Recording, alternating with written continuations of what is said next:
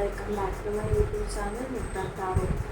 So നമുക്ക് ഇന്നത്തെ reading എന്ന് പറയുന്നത് നിങ്ങളുടെ പേഴ്സൺ നിങ്ങളെ ചതിക്കുവാണോ, അതോ അവർക്ക് മറ്റാരോടുമായി റിലേഷൻഷിപ്പിലുണ്ടോ, നിങ്ങളിലോട്ട് തിരിച്ചു വരാതിന് കാരണം എന്താണ്. സോ ഇതാണ് നമ്മൾ റീഡിംഗ് നിന്ന് നോക്കുന്നത്. സോ നിങ്ങളുടെ പേഴ്സണിൻ്റെ ഇമേജ് മനസ്സിൽ കൊണ്ടുവരും. 3 തവണ അവരുടെ പേര് നിങ്ങൾ റിപ്പീറ്റായിട്ട് പറയുക. സോ നമുക്ക് റീഡിങ്ങിലേക്ക് കിടക്കാം. ഇത് ജനറൽ റീഡിംഗ് ആണ്, ടൈംലെസ് റീഡിംഗ് ആണ്. നിങ്ങൾ എപ്പോഴും ഈ വീഡിയോ കാണുന്നു ആ ഒരു ടൈം ഈ റീഡിംഗ് വാലിഡ് ആയിരിക്കും. ഓക്കെ, സോ നമുക്ക് വീഡിയോയിൽ കിടക്കാം. ഒരു ഡീപ്പ് മെഡിറ്റേഷൻ ചെയ്യുക, ബ്രീത്തിങ് ബ്രീത്ത് ഔട്ട് ചെയ്യുക. ഓക്കെ,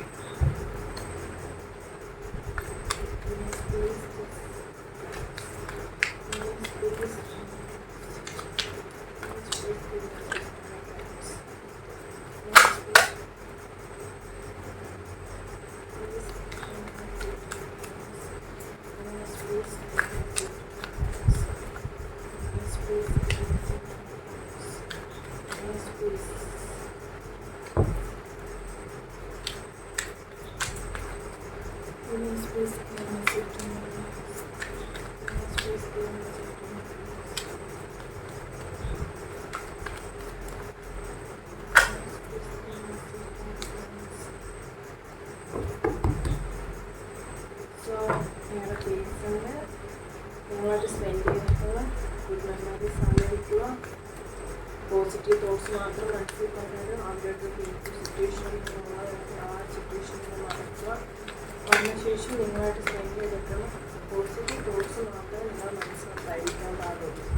സോ എങ്കിൽ മാത്രമേ നിങ്ങൾ ആഗ്രഹിച്ചൊരു റീഡിങ് നിങ്ങൾക്ക് കിട്ടത്തുള്ളൂ. സോ ഇത് ജനറൽ റീഡിങ് ആയതുകൊണ്ട് തന്നെ നിങ്ങൾ ആഗ്രഹിച്ച റീഡിങ് കിട്ടാൻ വേണ്ടി നോക്കുക. ഓക്കെ,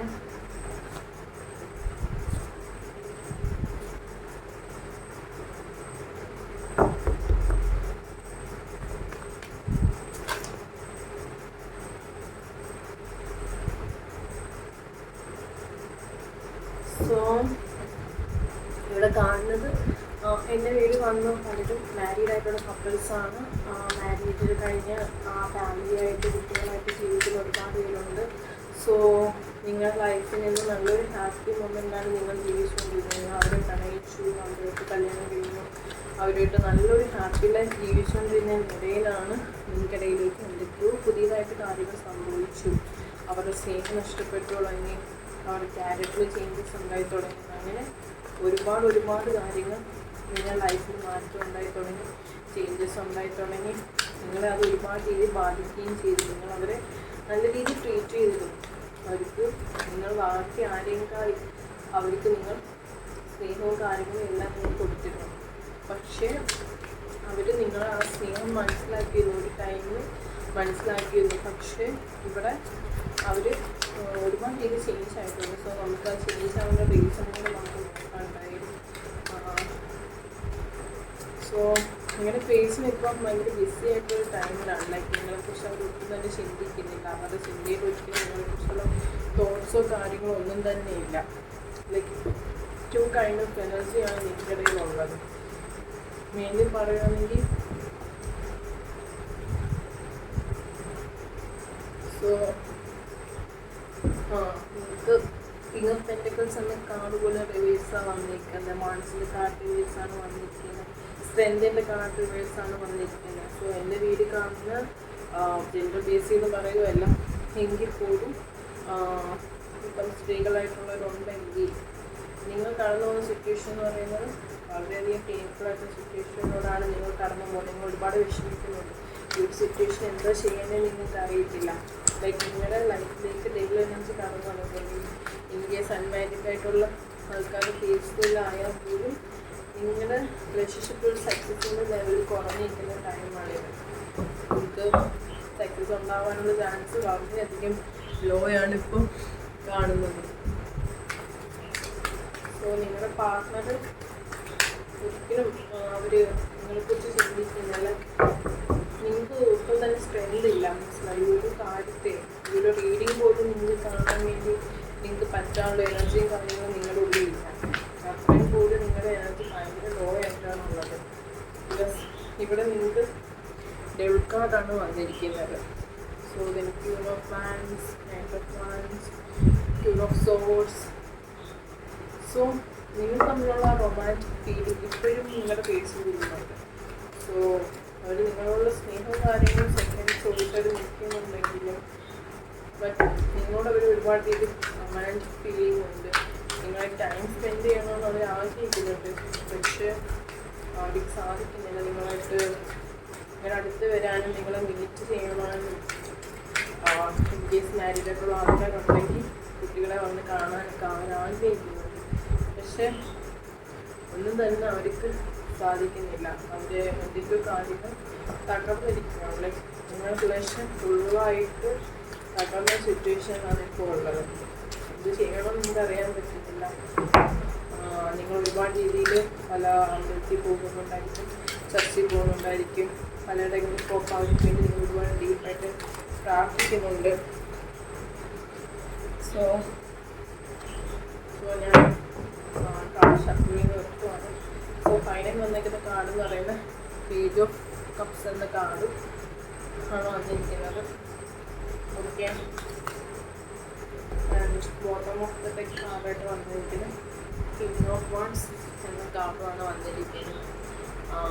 പിന്നെ ഇതിനുള്ളതെന്ന് പറയുന്നത് നിങ്ങളുടെ പേഴ്സൺ ഇപ്പോൾ വേറൊരു ലോകത്താണ് അത് ജീവിക്കുന്നത്.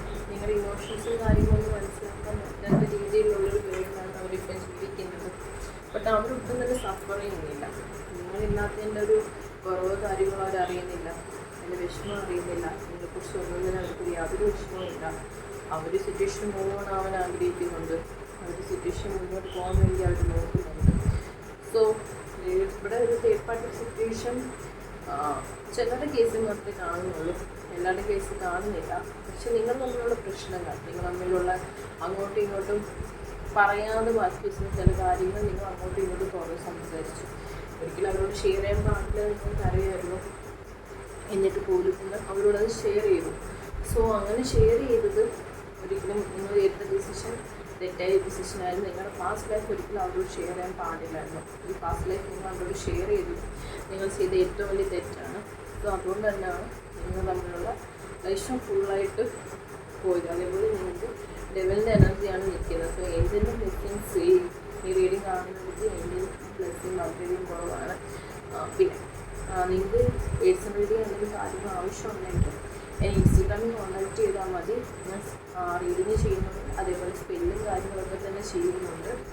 സോ നിങ്ങൾക്ക് അവിടെ വന്ന് ബുക്ക് ചെയ്യാം. ഡിസ്കൗണ്ട് ഓഫറും കാര്യങ്ങളൊക്കെ ഇപ്പോൾ ഉണ്ട്.